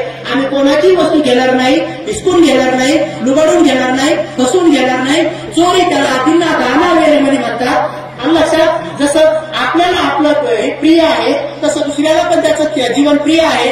जसं आपल्याला असं वाटतं की आपली पत्नी एकनिष्ठ राहावी, तसं पत्नीला बी वाटते माझा पती एकनिष्ठ राहावा, तसं दुसऱ्याला बी वाटतं. म्हणून आपण कधीही दुसऱ्या स्त्रीला पाहिलं तर मोठी असेल तर आई समजावं, बरोबरीत असेल तर बहीण समजावं, लहान असेल तर मुलीसारखं समजावं, आणि आपल्या पत्नीला पत्नी समजावं. पण मात्र महिन्याचे 4 दिवस आपल्या पत्नीलाही देवी समजावं, आपल्या पतीलाही देव समजावं. महिन्यातले 4 दिवस ब्रह्मचर्याचं पालन करावं. पती पत्नीनं बहीण भावासारखं, माय लेकासारखं, बाप लेकीसारखं, गुरु शिष्यासारखं, भिक्खू भिक्षुणीसारखं जीवन जगावं, ब्रह्मचर्याचं पालन करावं महिन्यातले 4 दिवस.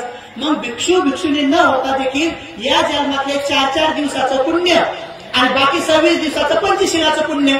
समजा तुम्हाला आयुष्य मिळालं 70 वर्ष, उदाहरणार्थ, आता 100 म्हणू शकत नाही, भेटत नाही तेवढं म्हणून, खोटं बोलणं होईल ना, म्हणून समजा तुम्हाला आयुष्य मिळालं 70 वर्ष.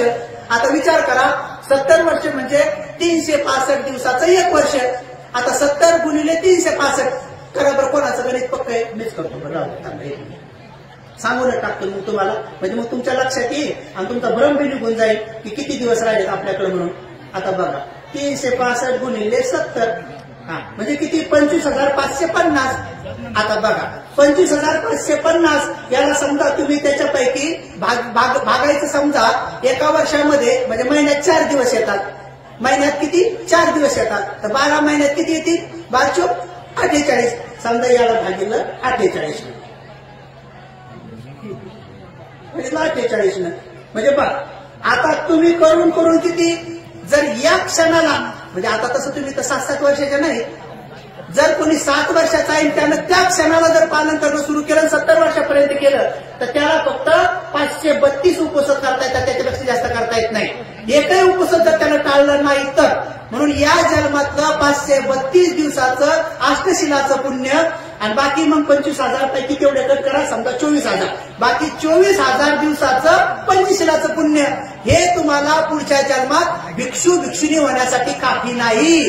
मटक्याचं फक्त खालचं तळच भरतंय आणि जवळक मडका भरत नाही, तवरक भिक्षू होता येत नाही, तवरक भिक्षुणी होता येत नाही. मग त्यासाठी काय करायचं? अरे मग भंतीजी काय करावं? मग त्यासाठी मग 10 दिवस भिक्षुच होऊन जायचं पटकन. मग 10 दिवस भिक्षुच होऊन जातात, डबल पुण्य संधी भेटली. मग आता 10 दिवस झाले तर 10 दिवसात ते पूर्णचे पूर्ण अष्टशील आणि तसंशील. मग आता पुन्हा मोजा, 10 दिवसाचे पूर्ण 24 घंटे तुमच्याकडून काय होऊ लागलं? दसशील. मग आता पुन्हा ते काय करा, 10 दिवसाचे 70 वर्षात तुम्ही दरवर्षी 10 दिवस 10 दिवस 10 दिवस मग करा पुन्हा. किती? 70 वर्षाला 10 पुन्हा, मग तेवढ्या दिवसाचं दसशिलाचं पुण्य. मग समजून घ्यायचं तुमचा मडका झाला अर्धा झाला. मग पुन्हा तुम्ही काय विचार करायचा? अरे सांसारिक जीवन 40-50 वर्षापर्यंत ठीक आहे, 50 वर्षाचं झालं, आपला मोठा पोरगा किंवा मोठी पोरगी नोकरीला लागली तर त्याला बनवून घ्यायचं, सांगायचं दादा हे भाऊ बहिणी यायचं, आता थोडंसं हे कर, असं कर तसं कर, हे शेत तुला घे, त्याला घे असं तर द्यावं, शेत नाही तर दुसऱ्याचं द्या, सांगणार नाही तर बंटीजी म्हणले शेत द्यावं, असं तर द्यावं, हे त्याला द्यावं. आणि लगेच काय करा, राहिलेलं जेवढं आयुष्य पूर्ण पुढचं 60च्या पुढचं घरी सुनाला कुरकुर करायसाठी आणि कोणाला कुरकुर करायसाठी घरी थांबूच नाही, कुटकुर भिक्षुणी होऊन जावं. म्हणजे राहिलेले पुढचे आणखी 10-12 वर्ष. आता 10 वर्ष भेटले ना पूर्णचे पूर्ण, आणि मग समजून घ्यायचं की तुमचा 3 हिस्सा मटका भरला. 3 हिस्सा मटका भरला आणि भरला तर मग त्या राहिलेल्या पुढच्या आयुष्यात म्हणजे वयाच्या शेवटच्या 10 वर्षात जरी तुम्ही भंतेजी झाले तर मग भंतेजी कसं व्हावं, जसं पूज्य भंतेजी झाले मग पैशाला हात लावत बसायचं नाही, कारण पैसे तुम्ही पाहून बसलेत, तुम्ही सगळं पाहून बसलेत ना, तुम्ही सोयरी पाहून बसलेत, ऐका नाही, सोयरीकीमध्ये पसंत केले, बायको पाहून बसलेत, पुढे लेकरू पाहून बसलेत, पोरगी पाहिली, सून पाहिली, जवाई पाहिला, नोकरी पाहिली, पैसा पाहिला, प्लॉट पाहिला, घर पाहिलं, शेतीबाडी पाहिली, सगळं पाहिलं. मग इकडे आलं की कशाला पाहावं डबल, ऐका नाही, तर मग डबल बसायचं, डबल पैसे मोजूनच बसायचं बंदीत झाल्यावर. आता आम्ही मोजतो सध्या सोडा लागणार आहे आम्हाला, हे सांगता नाही, मी सांगेल लोकांना शेवट व्हायचं नाकाना, असं व्हायचं नाही, ऐका नाही, थोडं त्याचं कारण नाही, थोडंसं वेगळं. पण ही गोष्ट खरी आहे की ज्यांनी पैशाला हात लावल्या सगळ्या गोष्टी सोडल्या ते सगळे विमानात बसलेले आहेत. जे आमच्यासारखे समजा पैशाला हात लावतात ते सध्या ट्रेनमध्ये बसलेले आहेत. आता ट्रेन कधी थांबली, 1 घंटा 2 घंटे कुठं याचा काही नियम सांगता येत नाही, अवघडच प्रवास आहे. आता बाकी ते समजा म्हातारपणात भिक्षी होऊन सुद्धा पुन्हा त्याच कटकटीमध्ये पडले तर मग काय होईल, तो मटका भरेल का नाही. मग आता तुमचा मटका 3 हिस्सा आलेला आहे आणि राहिलेल्या शेवटच्या टप्प्यामध्ये तुम्ही एखाद्या अशा कल्याण मित्र भिक्षूकडे गेले की तिथे एखादं कर्मस्थान घेतलं. 40 कर्मस्थानापैकी जर ते आचार्य जाणत असतील, 6 आचार्य जाणत असतील किंवा 89 आचार्य जाणत असतील, त्यांची तुमच्यावर जर मैत्री जागृत झाली किंवा तुम्ही मैत्री जागृत करण्यासाठी जसा जर व्यवहार केला, तशी श्रद्धा प्रकट केली तर ते तुम्हाला कर्मस्थान देतील. आणि मग राहिलेल्या 10 वर्षात कर्मस्थानामध्ये तुम्ही आग्रह होता तुमचा मटका पटकन भरून जाईल. आणि काय सांगता येत नाही, अगोदरच्या पारमित्र जर असतील तर याच जन्मामध्ये मटका भरता तुम्ही चुन्न श्रोतापन्न होसाल किंवा श्रोतापन्न होसाल किंवा सकृदगान होसाल किंवा अनागान होसाल किंवा सांगता येत नाही अरहंत सुद्धा होसाल. म्हणून ही याच जन्मामध्ये यही पश्चिको जे म्हणतो ना आपण, यही पश्चिको, या आणि पहा, ते कशाच्या आधाराने म्हणतो, याच्याच आधाराने म्हणतो. म्हणून उपासक उपासिकांनो, मनुष्य जन्म आहे, या जन्मात येऊन बोधिसत्व व्हावं लागतं, या जन्मात येऊन आनंद बनावं लागतं, या जन्मात येऊन सम्यक संबुद्ध बनावं लागतं. तुझीच देव लोकांमध्ये येणारे बुद्ध बसलेले असतात ध्यान करत, असंख्य कालावधीपर्यंत मोजता येत नाही तेवढ्या कल्पापर्यंत बसलेले असतात, पण तिथं सम्यक संबुद्ध होता येत नाही. का? कारण तिथं नाम रूपाची जी विधी, विपස්සना विधी जी आहे ती तिथं करता येत नाही. म्हणून त्यांना इथं मनुष्याचा जन्म ग्रहण करावा लागतो. या मनुष्याच्या देहामध्ये अनंत पद प्राप्त करता येते, इथंच बुद्धत्व प्राप्त करता येते, इथंच चक्रवर्ती सम्राट पद प्राप्त करता येते, इथं सगळे पद प्राप्त करता येते. एवढा सुंदर मनुष्याचा देह भेटला. म्हणून कळत न कळत ज्या गोष्टी घडल्या असतील, फाटलेल्या कपड्याला शिवणं हा इलाज आहे, मळलेल्या कपड्याला धुणं हा इलाज आहे, मळलेल्या डोक्यामध्ये शॅम्पू लावून त्याला धुणं इलाज आहे, भांड खराब झालं त्याला स्वच्छ करणं इलाज आहे. आपल्याकडून कळत न कळत पंचशील तुटला असेल ते सोडून द्या, पश्चाताप ही गोष्ट बौद्ध धर्मामध्ये नाही, सोडून द्या. जर हत्याचं कर्म जर आपल्याकडून झालं असेल तरी आता इथून पुढे तुम्ही प्राण्यावर लालन पालन करा. जर चोरी होऊन पडली असेल आपल्याकडून, आता इथून जाणीवपूर्वक दान देणं सुरू करा. जर कदाचित आपल्याकडून दुराचार बी झाला असेल, कदाचित दुराचार झाला असेल, परपुरुष गमन, परस्त्री गमन झाला असेल, पश्चाताप नका करू. त्याच्यावर एकच इलाज आहे, आता जाणीवपूर्वक ब्रह्मचर्याचं पालन करा, कटाक्षाने ब्रह्मचर्याचं पालन करा. आता आपल्या पुरुषासोबत सुद्धा पौर्णिमेच्या दिवशी, चतुर्दशीच्या दिवशी, 2 उपवासाच्या दिवशी आपल्या पत्नीसोबत सुद्धा एकत्र यायचं नाही. ब्रह्मचर्याचं पालन करा. तेच इलाज आहे, तीच सुई आहे, तेच शिवण आहे. जर दुराचार झाला असेल तर त्याला नष्ट करायला दुसरा इलाज नाही, ब्रह्मचर्याचा इलाज आहे. ब्रह्मचर्याचं पालन केलं ते सगळे कर्म जाळले जातात. कसे जाळले जातात? कुजवले जातात. कसे कुजवले जातात? समजा उदाहरणार्थ तुम्ही कणक्या पाहिले का? कणक्यामध्ये धान्य साचत होते आणि कणक्याला खालून गोळा होता. समजा त्या कणक्यामध्ये 1 क्विंटल गहू आहे आणि खाली तुम्ही समजा बोळा काढला, 10 किलो गहू दळून आणले, 20 किलो दळून आणले आणि 90 किलो दळून आणले, 90 किलो गहू दळून आणले आणि वरून पुन्हा 100 किलो टाकले तर ते खालचे 10 किलो पुन्हा तुम्ही दळून आणू शकता. पण समजा तुम्ही तेच गहू पोत्यात भरले, आणि वरून काढले, वरून 10 किलो दळले, 20 किलो दळले, 90 किलो दळले आणि शेवटचे 10 किलो दळायचे, वरून आणून पुन्हा 90 किलो टाकले, ते खालचे 10 किलो गहू तसेच राहिले. पुन्हा 90 किलो खात आले, पुन्हा त्याच्यावर 90 किलो आणून टाकले, ते खालचे 10 किलो तसेच राहिले. असे 5-6 वर्षे करत राहिले. 10 वर्षाने ते खालचे 10 किलो गहू काढा आणि जमिनीत पेरा, ते उगवत नाही कारण ते कुजून गेले. आता त्याची पात्रता कमी झाली. तसं आपल्या हातून जर पाप कर्म घडेल असेल त्याच्यावर पुण्य टाका.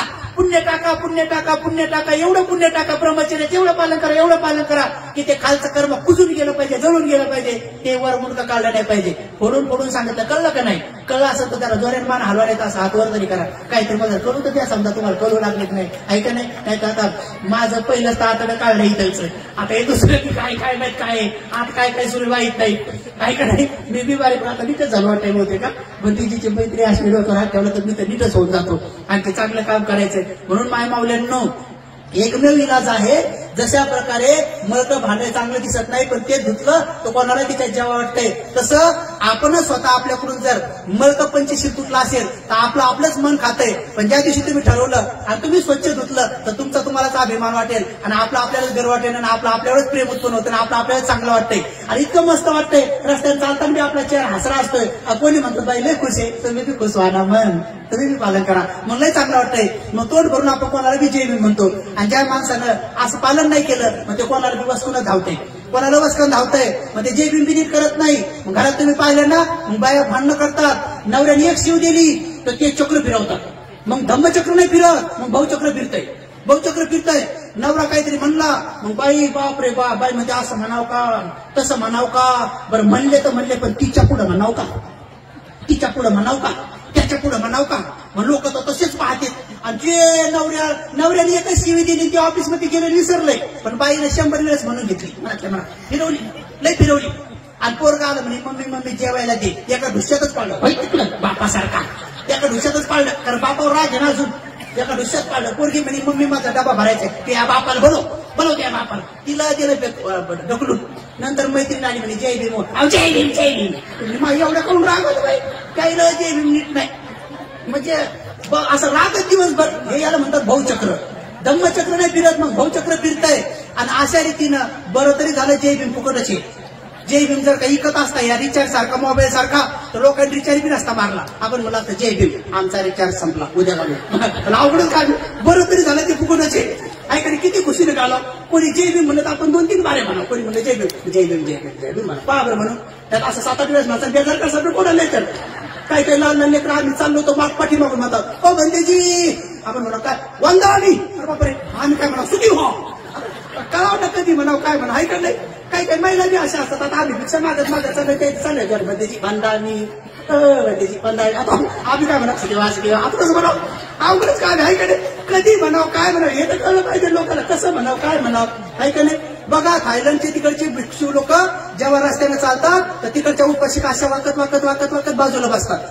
आणि आपल्याकडं लग्नात बघा तुम्ही बंदीची स्टेजून खाली उतरले की आम्ही वाकत चालतो, लोक धडक लांबून येतात बुलडोजरसाठी. अशा महिला दोन त्यांच्या दागिने बिगिने त्याच्या लिपस्टिक ते बापा बापा बापा असं धडकच अंगावर येतात. आम्ही असे चोपत चोपत चोपत. आता मी पुढे असं नव्हतं वाल्या बाजूला बंदीची येतात तुम्ही आता लोकांना कळावं बघतात आहे का नाही. आपण जर कोणी भंतीजी आले तर थोडासा चोपून चोपून जावा बाजूला आहे का नाही.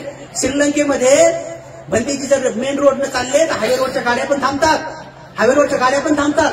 आपल्या देशात भंतीजी जर चालले तर अंगावर गाड्या येतात. तिकडे भंतीजीला धक्का लागला तर लायसन जप्त होते, आपल्याकडे डबल लायसन भेटते. तिकडे भंतीजीला पहिले सीट आहे, आपल्याकडे डायरेक्ट लगे टायरवरच असं सुपडल्यासारखंच. आलो म्हणलं बाबा आपल्या देशात आल्या बरोबर करता येईल, अवघडच काम आहे. म्हणजे आपल्याकडे आपल्या उपासकाचं रिझर्वेशन असलं कोणी भंतीजी जर गाडीत चालले तर पटकन उठावलं भंतीजी बसा. मुसलमान भाऊ मुसलमान माऊली काळ्या कपड्याची जर गाडीत चढली तर पटकन उभे राहतात ते बिचारे. चला कमीत कमी ते जात पाहून का होत नाही, महिला जागा तर देतात. आपण कोणत्याही कपड्यातली माऊली असो तिला जागा द्यावा आणि भंतीजी दिसले तर लगेच जागा द्यावा. पण आपले काही काही लोक भंतीजी दिसले तर बोलतच नाहीत, खाली आल्यावर मग म्हणतात भंतीजी वंदा मी, कारण आत म्हणलं असतं तर बसावं लागलं असतं ना शेजारी. आणि भंतीची रिझर्वेशन असत म्हणते भंतीची वंदावी आम्ही आपल्या पण कर म्हणलं बरोबर मला पलकड म्हणजे असं घुसा लांब नेलं. आता का खाली पाडता म्हणलं आता बसायचं असं नेलं पलकडच नेलं. म्हणजे अवघडच काम इकडे. आज जण आपण असं शिकलो नाही. कोण्या रिक्षात भंतीजी दिसले तर उतरल्याबरोबर म्हणा भंतीजी राव द्या मी देते पैसे मी देतो पैसे म्हणाव का नाही. किती चालून संधी आली. अरे तुम्हाला भंतीजीचं दर्शन झालं रिक्षात भंती दिसले तर पटकन पैसे द्यावं. काही काही लोक तर भंतीजीकडेच वाटतात भंतीजी सुट्टी नाही देतात का तुम्ही त्या म्हणतात भंतीजीने द्यावं. ऐकले अवघडच काम इकडे. म्हणजे आजम कधीच कारभार आहे. म्हणून थोडंसं हळूहळू शिकून घ्या आणि हा धम्म शिकला तर निश्चित स्वरूपात आपलं मंग झाल्याशिवाय राहणार नाही. मला असं वाटतं मी उलसं बोलतो म्हणलं लईच बोललो काय करायचं जास्तच बोललो. तर मी तुम्हाला शेवटची एक गोष्ट सांगतो आणि नंतर धम्मदेशन समाप्त करतो.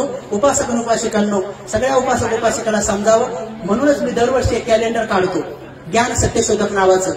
ते प्युअर बुद्धिस्ट कॅलेंडर आहे. तिच्यामध्ये कोणताही सण उत्सव त्योहार नाही, कारण हिंदू धर्माच्या सणानं आपल्या गरिबी आणली होती. दर 8-15 दिवसाला हे सण आहेत, हे उत्सव आहेत, हे त्योहार आहेत, म्हणून मी ते कॅलेंडर मधून सण काढूनच टाकले. बऱ्याच उपासक मला फोन आले म्हणजे बंदीजी आपल्या कॅलेंडर मध्ये पंचमी कधी आली कळलीच नाही, म्हणजे ती कळू नये म्हणूनच केली. म्हणजे ती डोक्यातूनच केली पाहिजे तुमच्या. म्हणजे बंदीजी पोळा कधी आला कधी गेला काही कळलाच नाही. म्हणजे मी आलं तो कळलाच नाही पाहिजे. एक जण म्हणजे बंदीजी तुम्ही गांधीजीची जयंती सांगितलीच नाही, म्हणलं मुद्दाम सांगितली नाही त्या टकलू बाबायचं. त्याने हे एवढं जे ते गेला केलं मला बाबासाहेबांनी काय करायचं म्हणजे त्याचं जे पाहिजे ते दिले म्हणलं तुम्हाला. तिच्यात पौर्णिमा आहे, तिच्यात उपसत आहे, मोठ्या मोठ्या बंदीजीचे जन्मदिवस आहेत, त्याचे संपदा दिवस आहेत, आणि जे पाहिजे बाबासाहेबांचे विचार आहेत हे काही जाहिरात नाही.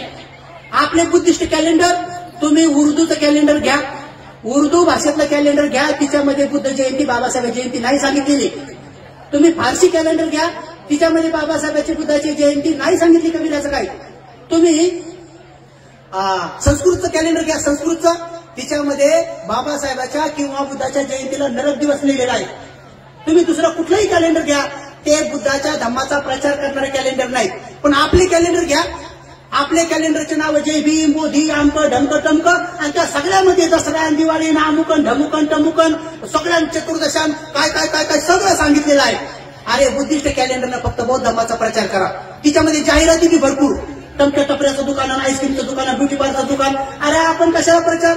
मी असं कॅलेंडर काढलंय, तिच्यात फक्त बौद्ध धम्माचा प्रचार आहे, दुसरं काही नाही. ज्ञान सत्यशोधक नावाचं कॅलेंडर आहे. थोडेसे 50-100 असतील. तिकडं गजानन काळे नावाचे एक उपासक बसलेला आहे, थोड्या टायमात तुम्ही ते घेऊ शकता. भिक्षू लोकांसाठी ते फ्री आहे. उपासक उपासिकांनो, त्याच्यामध्ये 4 उपसक आहेत. पौर्णिमेचं महत्व आहे आणि विशेष रूपानं बंदीजींच्या उपसंपदाच्या तारखी यासाठी टाकलेल्या आहेत की तुम्हाला त्या दिवशी अष्टशील पालन करावं. जसं आज पूज्य बनते आपल्या बनबंदीजीच्या निमित्ताने आणि गुरुजीच्या निमित्ताने आपण आज उपसक घेतलं. याच्यामुळे तुम्हाला काय फायदा होतो माहितीये का. जे मटका तुमचा थोडा भरत आलेला आहे का नाही, तो टनकन एक ग्लासभर पटकन पडतो. आणि एक पटकन पडलं कारण क्षीणास्त्र जे काही उपासक समजा मार्गगामी किंवा फलगामी असेल, त्यांनी बाबासाहेब बोधिसत्व आहेत, गुरुजी सुद्धा सर्वतापन्न आहेत असं बनबंदीजी म्हटले होते. बंदीजीच्या मुखातून ऐकलं. यांच्यासाठी केलेलं उपोषक हे तुम्हाला इतक्या लवकर ते घडा भरवण्यासाठी सहायकारी ठरतं.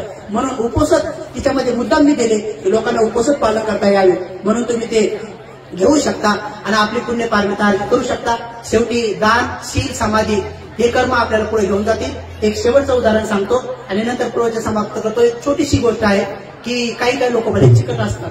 हे प्रवचन मी कुठेही सांगतो. शेवटचं उदाहरण आहे की घरामध्ये जर तुम्हाला भांडण वाद होऊ द्यायचा नसेल तर तुम्ही काय करा. घरात वाद होऊ द्यायचा नसेल तर तुम्ही महिलांच्या हातात आहे.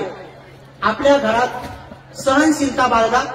क्रमंगल प्रवेश करत असताना घराचं भीत, घराचं छत हे आपलं पक्का असलं पाहिजे. तर घराचा पाया काय आहे, तर तुमचा संसाराचा पाया काय आहे. तुमच्या संसाराचा पाया तुम्हाला माहित असला पाहिजे की संसाराचा पाया काय आहे आणि संसाराची भीत काय आहे आणि संसाराचं छेद काय आहे. म्हणून उपासक उपासिकांनो, संसाराचा पाया आहे तुमचं शील. संसाराचा पाया तुमचं शील आहे आणि संसाराची भीत तुमची सहनशीलता आहे. तुमची सहनशीलता आहे आणि संसाराचे छेद आहे तुमची क्षमाशीलता. म्हणजे घरात माफ पण करा, तुमच्या संसारात भांडण होणार नाही. आणि एवढंही करून जर नवरा मारत असेल, काही भांडण होत असेल तर तुम्हाला एक आयडिया देतो. ज्या महिलांचा पती मारत असेल, भांडणं घरात सासऱ्याचे होत असतील तर काय करा. संध्याकाळच्या वेळी नवरा घरी येण्याच्या 15 मिनिटं अगोदर बाहेर पाठ टाकून ठेवा, बकेटीत पाणी घेऊन ठेवा आणि बरोबर उन्हाळ्याचे दिवस असेल तर पाणी थंड, हिवाळ्याचे दिवस असेल तर पाणी गरम आणि पावसाळ्याचे दिवस असेल तर पाणी मध्यम. भांडण इथंच होते बरं. उलट झालं की बरोबर बकेटीत पाणी घ्यायचं आणि नवरा आला की 15 मिनिटं अगोदर प्रसन्न चेहरा करून दारून भरायचं हात जोडून. आणि नवरा आला की आल्याबरोबर असे हात जोडायचे आणि म्हणायचं स्वामी या, स्वामी या, स्वामी या असं म्हणायचं. स्वामीला पाठावर उभं करायचं, स्वामीचे पाय धुवून द्यायचे आणि स्वामीचे पाय पुसून द्यायचे आणि स्वामीचे पाय दाबून द्यायचे आणि संध्याकाळी म्हाताऱ्या सासू सासऱ्याची मालिश करून मग झोपायचं. त्या घरात कधी भांडण होणार नाही.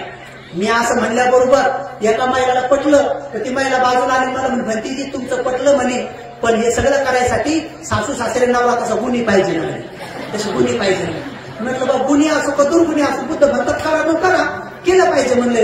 एक बाई तर आली म्हणे गुणी तर सोडा म्हणे, पण पेनार असला त्याचं काय करा सांगा म्हणे. ते पेनार असलं त्याचं काय करा. नाही बा पेनार असलं तरी त्याचं बी असंच करा. स्वामी या या या कमी प्या प्या प्या. स्वामी आले आले आले स्वामी वकले वकले वकले. अरे स्वामीला धरा धरा धरा स्वामी पडले पडले पडले. अरे स्वामीचे पाय असं मनाच म्हणलं एकदा. एक महिला म्हणे भत्तीची बरं करतेच बरं. बघा एका महिलेनं माझं ऐकलं आणि पेणाऱ्या नवऱ्याचं म्हणे बंदीची तुम्ही म्हणता का, मी उद्याच करते म्हणे. मी लग्न झाल्यापासून माझ्या नवऱ्या रोज शिव्या देते आणि ती रोज पेते म्हणे. रोजच भांडणं आहे, पण आता उद्या पायच होते. नवऱ्याला माहितच नाही घरी काय होणार आहे. ते संध्याकाळी पिऊन आलं, हिनं बकेट टाकली आणि हात जोडून उभी राहिली. नवरा पिऊन भांगडा खेळत खेळत आला आणि जसा दरवाजात आला आल्याबरोबर ही म्हणे स्वामी या असं म्हणल्यावर ते चिन पळूनच गेलं. असं पळालं त्याला वाटलं दुसऱ्याच घरी आलं. पण आपल्या घरी तर शिवाय भेटत होतं, इथं कसं काय स्वामी म्हणलं की असं पळालं चिन पळूनच गेलं. त्याची बायको म्हणजे धरा धरा धरा त्याला सांगा की आपलंच घरी आपलंच घरी. त्याला पुन्हा धरून आणल्याबरोबर त्याच्या पायावर पाणी टाकल्याबरोबर त्याची उतरूनच गेली. तुम्ही कसं काय बघताय असं पाय बिये पुसली तर गाडी उतरली त्याची, दारूच उतरली आणि 2-3 दिवस पाय पुसू दिले धू दिले आणि डायरेक्ट तिसऱ्या दिवशी निम्म्या रात्री उठलं आणि एका पोराला उठवलं म्हणे बाबू 2-3 दिवसापासून माझे पाय धुऊ लागलेत म्हणे. तर डॉक्टरनं मला मारायचा निरोप गेला कधी जाणार आहे का काय म्हणे. काऊन असं करू लागले. ते नाही नाही पप्पा ते भत्तीजीने सांगितले कोणीतरी मम्मीला म्हणून मम्मी तशी करू लागली. त्यानं दारू सोडून दिली आणि सीधं घरी येते की आई मला फोन करून सांगितलं भत्तीजी प्रयोग सक्सेस झाला म्हणजे घरीच येते म्हणे. आता बिलकुल पेट नाही म्हणे. आता कोणी म्हणलं प्यायचं नाही म्हणतंय. बघा एका दुर्गुणी पत्नीचे दुर्गुण एका सद्गुणी पत्नीने दूर केले. म्हणून माय मावल्यांनो तुम्ही सद्गुणी बना. आणि आमचे भत्तीजी म्हणतात की पुरुषांनी रोज महिलांचे पाय धुवून जरी केले तर महिलांचे उपकार भेटणार नाहीत. का? कारण की फॉरेनमध्ये दर 18-15 दिवसाला नवीन नवीन नवरे करण्याची परंपरा आहे. पण आमच्या मावल्या एकदा लग्न केलं तर शेवटपर्यंत संसारकडे येतात. म्हणून यांच्या कुशीत रक्त जलमतात, मोदी सर्व जलमतात आणि बुद्ध जलमण्याचे पात्र सुद्धा यांच्याच कोकमध्ये येणार. यांची पवित्र कोक अर्थशिलाने बनते. म्हणून यांचे जे आनंद उपकार आहेत. आजच्या क्षणी एवढाच उपदेश देतो आणि धम्मदेश समाप्त करतो. सर्वांचं कल्याण, सर्वांचं मंगल, सर्वत्र सुखी. साधू साधू साधू साधू साधू.